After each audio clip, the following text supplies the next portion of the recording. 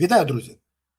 Володимир Зеленський вирішив протестувати, як суспільство сприйме те, що він хоче йти на вибори. Ну, про це знали і так всі давно, але зараз почали тестувати. Вірніше, навіть не сам Зеленський, а його політтехнологи, які порадили йому, щоб він про це дуже обережно натякнув суспільству. Злізаки з Банкової кажуть, що підготовка до виборів триває без зупинки, але зараз виключно тестують, як буде сприймати суспільство от просто натяк. Тому Зеленський заявив: я іноді думаю про повторну участь у президентських виборах, але це залежить від того, як закінчиться ця війна. Саме це заявив Зеленський в інтерв'ю Чеському радіо. Після цього всі телеграм-канали, які близькі до Банкової, це підхопили і почали дивитися. А як же реагує суспільство? Суспільство відреагувало своїми вподобайками.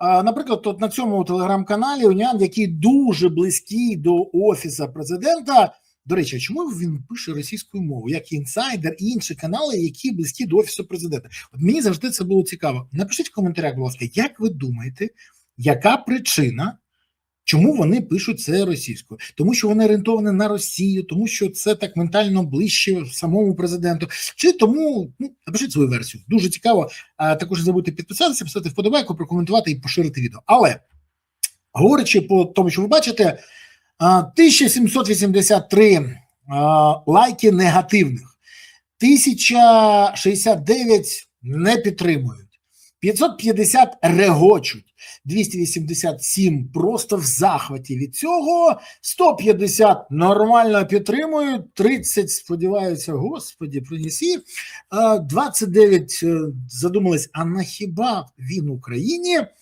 12 просто спостерігають, 5 вже ридають, а 3, троє в шоці, і це зрозуміло. Але найцікавіше в цій ситуації – це провести аналітику. 437 за та 3439 проти. Якщо за реакціями, це приблизно 12,7% підтримка в суспільстві згідно з телеграм-каналами. І от тут постає запитання, як це виправляти? Те, що будуть і далі обіцяти всім все, нові Вовини тисячі, нове підняття зарплат, розповідати, що в майбутньому Україна отримає. Питання в іншому. Навіщо Зеленському друге президентство, ми всі розуміємо. Для того, щоб уникнути відповідальності. А навіщо Зеленський в Україні?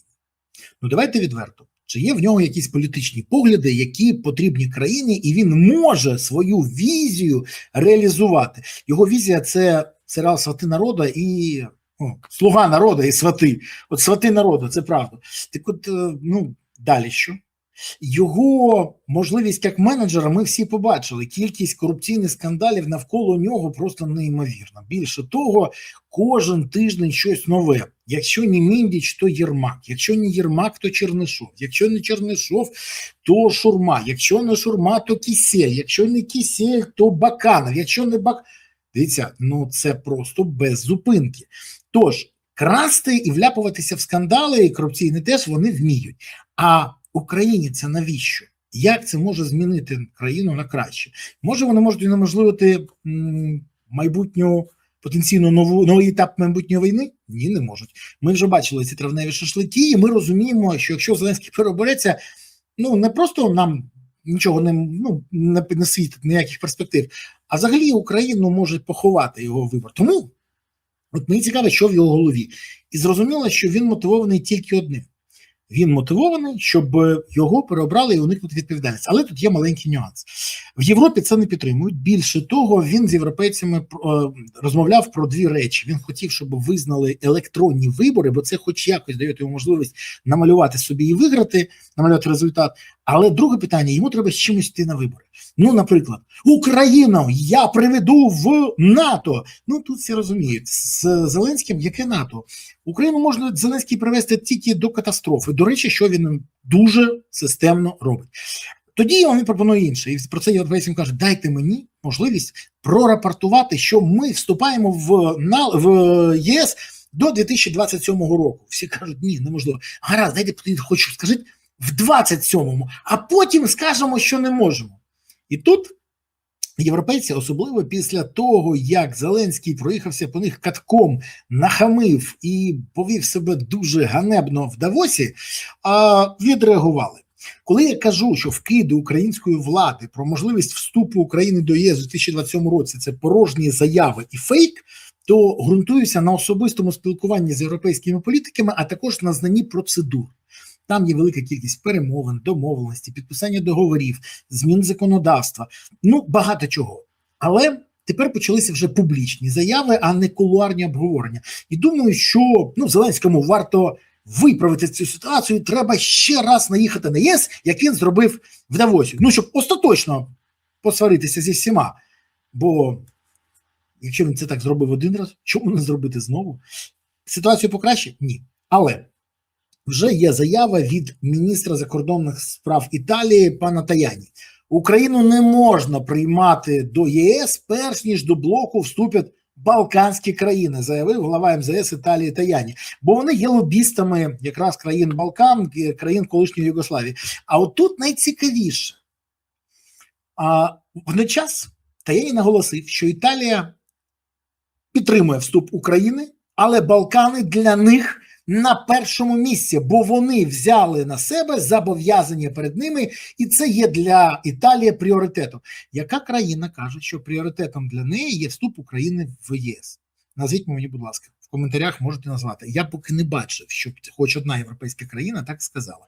Більше того, мені майже всі мої колеги, знайомі, друзі з європейського політикуму і з дипломатів кажуть, що при Зеленському Україна не буде членом ЄС і членом НАТО. Бо Зеленський – це людина, яка не просто не прогнозована, а людина, яка не виконує взяти на себе зобов'язання, і всі бачать рівень її компетентності.